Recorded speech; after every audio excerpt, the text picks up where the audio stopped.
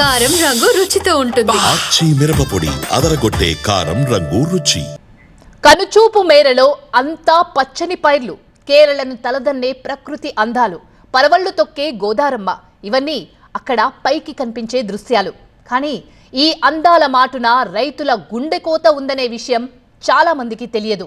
ఇప్పటికే ఎంతో నష్టపోయామని, ఇకనైనా ప్రభుత్వం చర్యలు చేపట్టాలి అంటున్నారు అక్కడి రైతులు. అసలు అక్కడ ఏం జరుగుతోంది? రైతులు స్థానికుల కష్టానికి కారణాలేంటి? గోదావరి సోయిగాలు చూడటానికి రెండు కళ్ళు చాలం. కోనసీమలోని అందాలు మరింత రమణీయం. ప్రకృతి ప్రేమికులను ఎంతగానో కట్టిపడేసే దృశ్యాలు ఈ ప్రాంతం సొంతం. గోదావరి పరివాహక ప్రాంతాల్లోని పచ్చని పొలాలు మనసుకు ఎంతో ఆహ్లాదాన్ని కలిగిస్తాయి. కానీ ఇంత అందమైన దృశ్యాల వెనుక కొంతమంది రైతులు, స్థానికుల కష్టాలు ఎవరికీ కనిపించడం లేదు.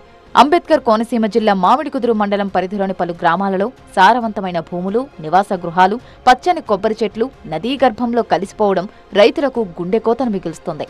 అప్పనపల్లి, బి దొడ్డవరం, పెదపట్నం లంక, పాసర్లపూడి పలు గ్రామాలలో వేలాది ఎకరాల భూమి, లక్షలాది కొబ్బరి చెట్లు గత కొన్ని ఏళ్లుగా తమ కళ్లెదుటే గోదారమ్మ ఒడిలో కలిసిపోవడంపై ఈ ప్రాంతంలోని రైతులు ఆందోళన వ్యక్తం చేస్తున్నారు.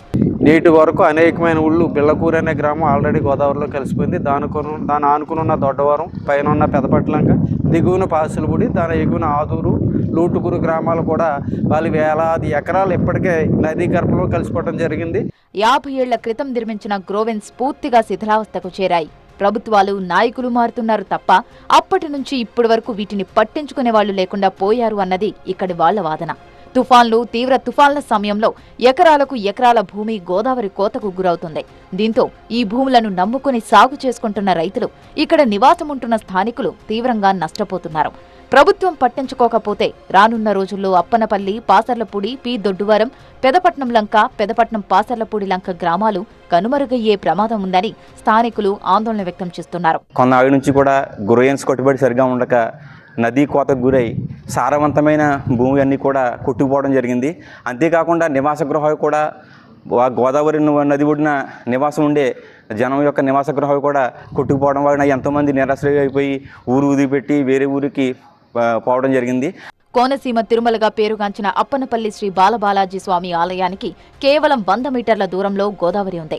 ఇప్పటికైనా గ్రోవెన్స్ నిర్మాణం చేపట్టకపోతే ఆలయానికి కూడా ముప్పు వాటిల్లే ప్రమాదం ఉందని అంటున్నారు స్థానికులు. కోనసీమ తిరుమలగా పేరు పొందినటువంటి బాలబాలాజీ దేవస్థానం ఎంతో ప్రసిద్ధిగాంచినటువంటి దేవస్థానం.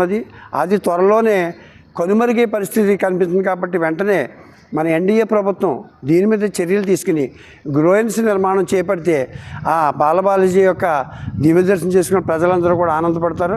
జనం ఆందోళనపై స్థానిక ఎమ్మెల్యే గిడ్డి సత్యనారాయణ స్పందించారు. నది కోతకు గురవుతున్న ప్రదేశాలను పరిశీలించారు. ఈ ప్రాంతాల్లో గ్రోవెన్స్ కాక నిర్మాణం చేయకపోతే ప్రజలు చాలా నష్టపోతారు. నష్టపోవడమే కాదు, ఇంక ఈ ప్రాంతంలో ఉండేటట్లు కూడా ఉండదని చెప్పడం జరిగింది. దాని మీద సీఎం గారు చంద్రబాబు నాయుడు గారు, అదేవిధంగా మన ఉప ముఖ్యమంత్రి వర్యులు పవన్ కళ్యాణ్ గారు కూడా స్పందించారు. అతి త్వరలోనే మళ్ళీ ఇరువురిని కలిసి నేను దీని మీద యాక్షన్ తీసుకునేటట్లు వారి దృష్టికి తీసుకెళ్లడం జరుగుతుంది. కాబట్టి సమస్యను ప్రభుత్వం దృష్టికి తీసుకువెళ్లి పరిష్కరిస్తానని హామీ ఇచ్చారు. సాధ్యమైనంత తొందరగా గ్రోవెన్స్ నిర్మాణం చేపట్టకపోతే 6 గ్రామాలు నదీ గర్భంలో కలిసిపోయే ప్రమాదం కళ్ల ముందు కనిపిస్తోంది.